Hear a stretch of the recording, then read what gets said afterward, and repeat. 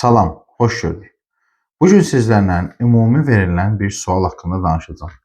Rüfət bəy, insanların arasına çıxıram, gəzməyə gedirəm, metroya minirəm, avtobusa minirəm və yaxud da ki, bir yerə qonaqlığa gedirəm. Sanki yoruluram, halsızlaşıram, elə bil mənim enerjimi çəkirlər kimi bu cür sual haqqında sizə bir məlumat verəcəm. Ümumiyyətlə, ilk öncə sizə onu deyim ki, əgər siz bugün hər hansısa bir toplum içərisinə çıxırsınızsa və həmin an siz özünüzü yorğun, halsız, yuxu gələn, əsnəyən kimi hiss edirsinizsə, bəli, bu sizin aura bədəninizdə olan yırtıqlardan irəli gəlir. Sizin enerjinizlə qidalanırlar. Enerjinlə qidalanan kimlərdir? Enerqovampirlərdir. Enerqovampirlər bunu ya bilərəkdən eləyirlər və yaxud da ki, bilməyərəkdən eləyirlər. Siz isə burada özünüzü həmin o enerqovampirlərdən qorumalısınız. Qorumanın yolları çoxdur.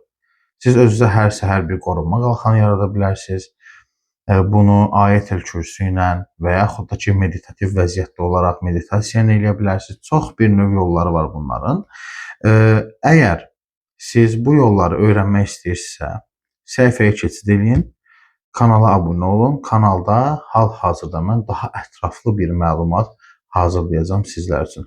Oradan baxaraq qorunma qalxanını necə yaratmağı mən sizə ətraflı izah edəcəm. Diqqətinizə görə təşəkkür edirəm.